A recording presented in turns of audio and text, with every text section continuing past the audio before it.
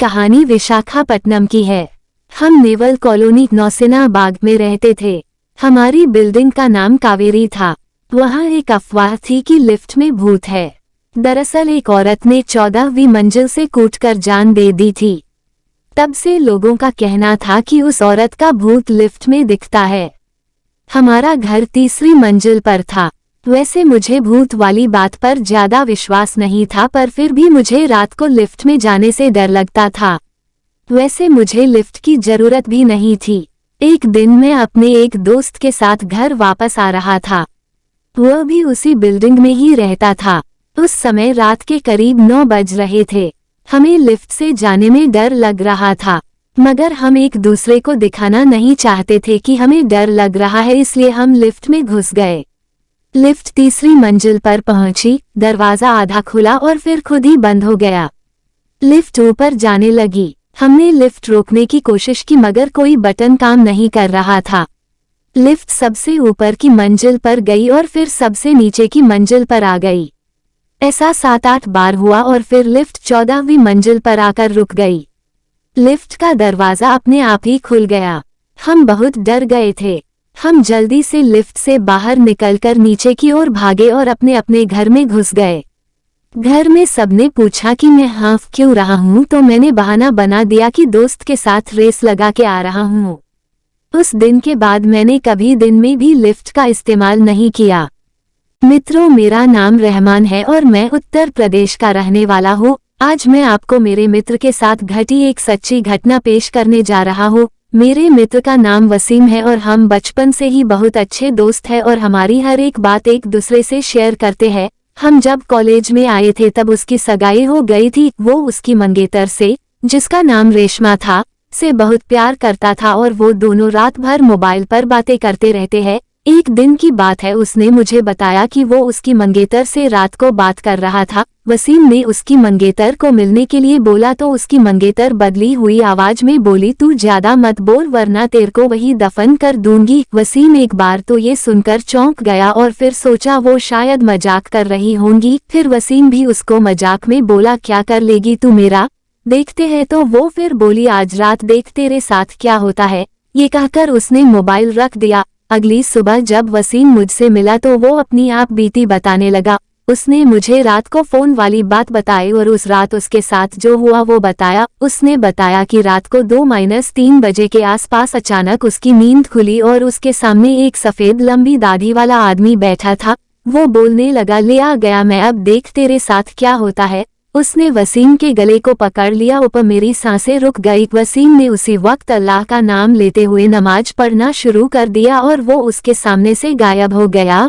मुझे उसकी बात सुनकर बड़ा अचंभा हुआ कि ऐसे कैसे हो सकता है। उसके अगले दिन वसीम ने फिर अपनी मंगेतर से मोबाइल पर बात की और बोला, कल रात तो मुझे क्या अनाब शनाब बोल रही थी। उसकी मंगेतर ने कहा, ऐसा कैसे हो सकता है जबकि कल तो मैंने फोन ही नहीं किया था। ये सुनकर वसीम के रोंगटे खड़े हो गए और उसने तुरंत फोन काट दिया। उसी वक्त वसीम ने मुझे फोन किया कि उसकी मंगेतर की तबीयत खराब है और कल उसके घर पर चलना है। अगले दिन हम दोनों तैयार होकर वसीम की मंगेतर के घर गए। वहाँ हमने दरवाजा खटखटाया तो उसकी मंगेतर सामने खड़ी थी और बदली हुई आदमी की आवाज में बोली, तू फिर आ गया ना, तूने अगर अंदर कदम रखा तो यहीं पर तेरा जनाजा निकाल दूंगा। वसीम बोला कि ये क्या बोल रही है तू। वसीम आगे था और जैसे ही उसने घर में कदम रखा उसकी मंगेतर ने दीवार पर टंगी तस्वीर उतारकर वसीम के सर पर दे मारी। उसके सर से खून बहने लग गया। वसीम के ससुर और सालों ने उसकी मंगेतर को पकड़कर बिठाया। फिर उसके सालों ने वसीम के सर पर पट्टी बांधी। रेशमा के दादाजी ने बताया कि रेशमा को जिन का साया लग गया है।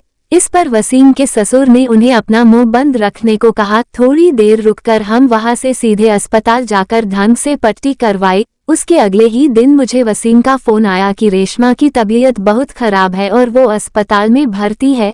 वसीम ने बाइक निकाली और हम दोनों जल्दी अस्पताल पहुंचे। वहां पर पहुंचते ही हमने डॉक्टर से रेशमा की हालत पूछी तो उसने बताया कि उसकी हालत बहुत नाजुक है, कोई असली बीमारी का पता नहीं चल पा रहा है और उसके घर वालों को डॉक्टर ने रेशमा को घर ले जाने को कहा। सभी हैरान थे कि ऐसी क्या बीमारी है जिसका इलाज डॉक्टर के पास भी नहीं है। फिर उसके घर वाले रेशमा को घर ले आए। रेशमा ने वसीम को बुलाया और कहा कि मैं अब ज्यादा दिन जिंदा नहीं रह पाऊंगी और तुम किसी अच्छी लड़की से शादी कर लेना। ये सुनकर वसीम की आंखों में आंसू आ गए और बोलने लगा कि मैं तुम्हें मरने नहीं दूंगा। फिर रेशमा के दादाजी ने उसको पासी के पीर बाबा के पास ले जाने को कहा। हम उसको पीर बाबा के पास ले गए और पीर बाबा ने बताया कि इसको एक बुरे जिन ने जकड़ लिया है, जिसकी वजह से वो इसके शरीर को नुकसान पहुंचा रहा है। अब बहुत देर हो गई है। पीर बाबा ने बताया कि इसका एक ही इलाज है, यहाँ से 80 किलोमीटर दूर एक दरगाह है, वहाँ इसका इलाज हो सकता है। और बाबा ने बताया कि इसके साथ वही इंसान जाएगा जिसे वो सबसे ज्यादा चाहती है। वसीम ने कहा कि मैं चला जाऊंगा, मुझे बाइक भी चलाने आती है।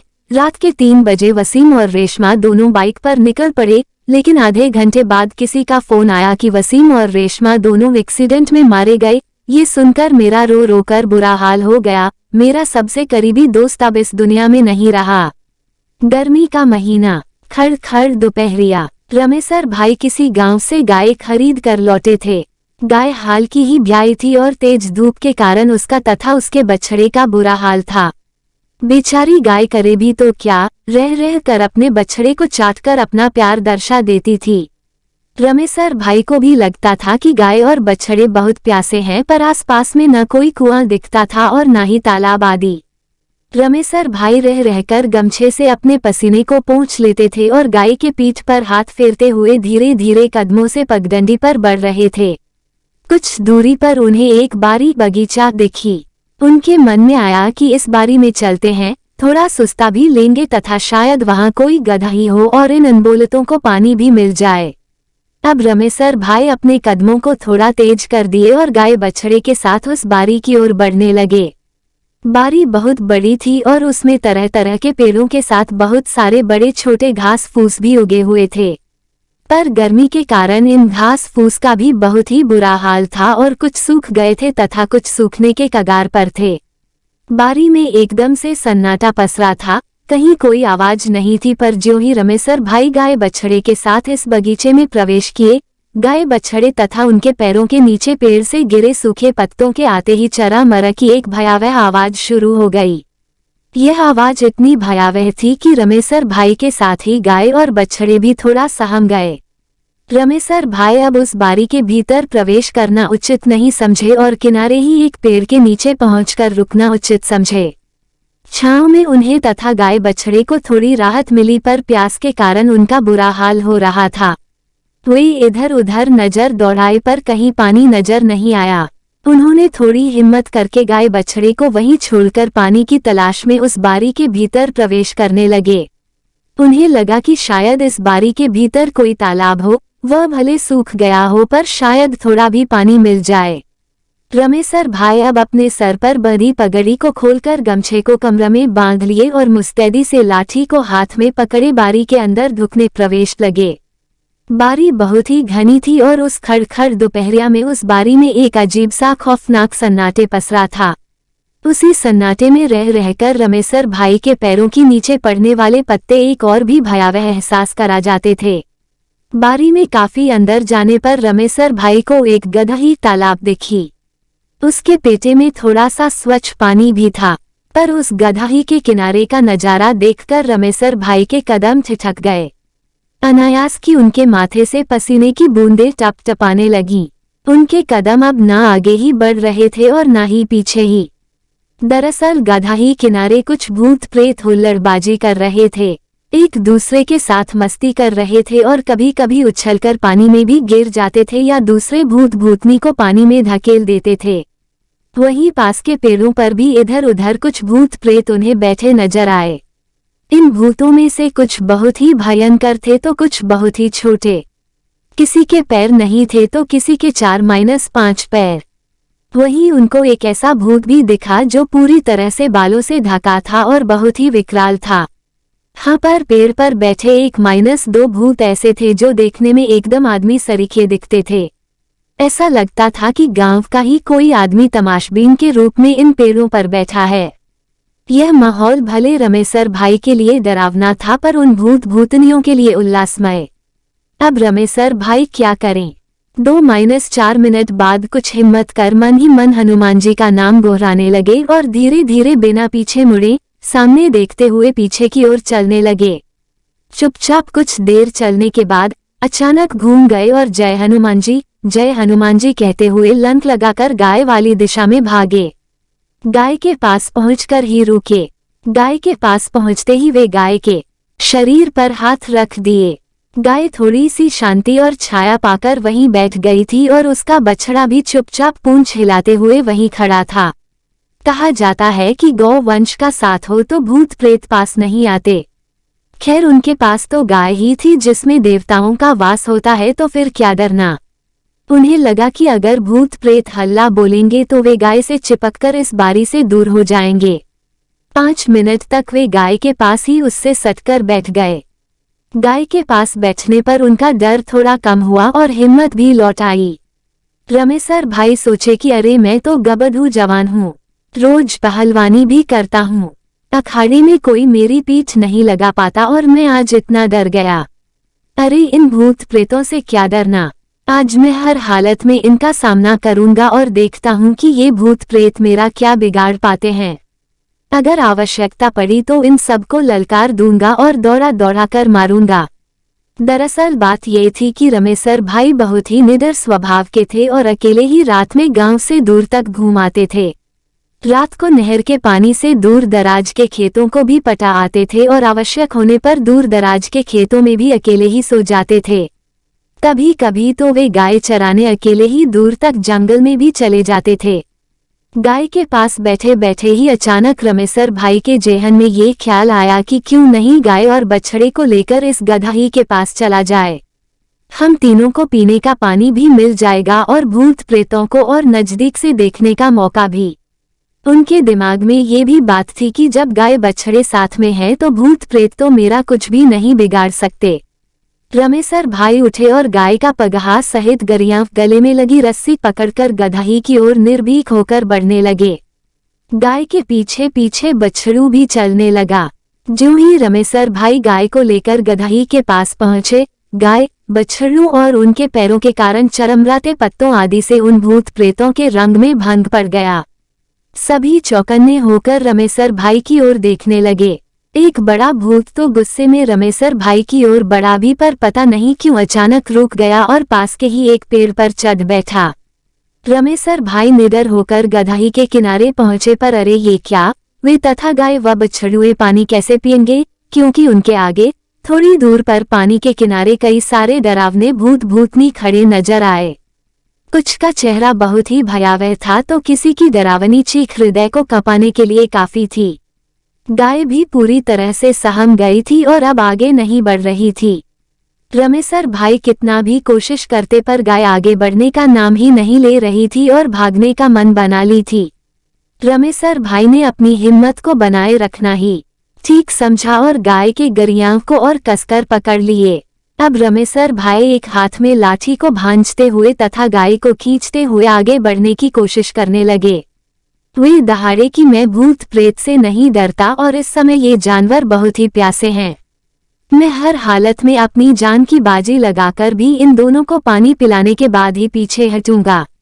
पर उधर भूत भूतनी भी तस से मज होने का नाम नहीं ले रहे थे और कुछ तो अपना गुस्सा दिखाने के लिए पास की डालियों को कूदते फांदते, मोटी पतली डालियों को तोड़ते नजर आने लगे।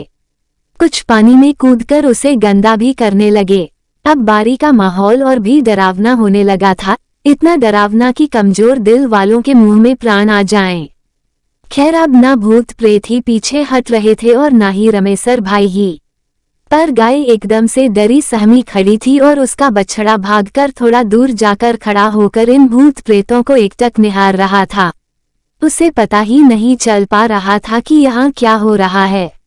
अचानक रमेसर भाई अपनी ओर बढ़ते एक भयंकर भूत को गाय का पगहा पकड़े पकड़े ही तेजी से आगे बढ़कर पानी में धकेल दिए और फिर से तेजी से आकर गाय के पास सट गए। अब तो उन भूतों में से कुछ डरे सहमे भी नजर आने लगे और पता नहीं चला कि तब कुछ भूत गायब ही गए। पर अभी 5-7 भूत भूतनी रमेसर भाई का रास्ता रोके खड़े थे। अचानक उस बगीचे में तूफान आ गया। एक बहुत ही तेज आंधी उठी और उस आंधी में बहुत सारे पत्ते, सूखे खरपात आदि बारी में उड़ते नजर आए। पेड़ों की डालियां एक दूसरे से टकराने लगी और रमेसर भाई के साथ ही वहां उपस्थित भूत प्रेत भी सहम गए, क्योंकि उस समय किसी को पता नहीं चल रहा था कि यह क्या हो रहा है। इसी तूफान के बीच वहां एक खूबसूरत महिला प्रकट हुई। उसे आते किसी ने भी नहीं देखा। उस नवयौवना के चेहरे पर एक खूबसूरत मुस्कान थी। उस नवयौवना को देखते ही सारे भूत प्रेत अपना सर नीचे कर लिए, ऐसा लगा कि उसके सम्मान में झुक गए हों। अचानक महिला सौम्य आवाज में बोली कि किसी प्यासे को पानी पीने से रोकना अच्छी बात नहीं, क्योंकि हम लोग भी तो पहले इंसान ही थे। आखिर हम में से भी कई तो कुछ दुर्घटनाओं के शिकार हुए हैं। मुझे याद है एक बार मैं अपनी माँ, बहन तथा अपने गांव की सखी सहेलियों के साथ पैदल ही एक मेले में जा रही थी। उस समय मेरी उम्र कोई 8-10 साल रही होगी। मेला मेरे गांव से काफी दूर था। गर्मी का ही मौसम था और हम लोग भुरहुरिया घास फूस वाली पगडंडी रास्ते से जा रहे थे। अचानक रास्ते में कुछ ऐसा हुआ कि मैं अपने गोल से अलग होकर रास्ता भटक गई और उन लोगों को खोजते खाजते दूसरी दिशा में निकल गई।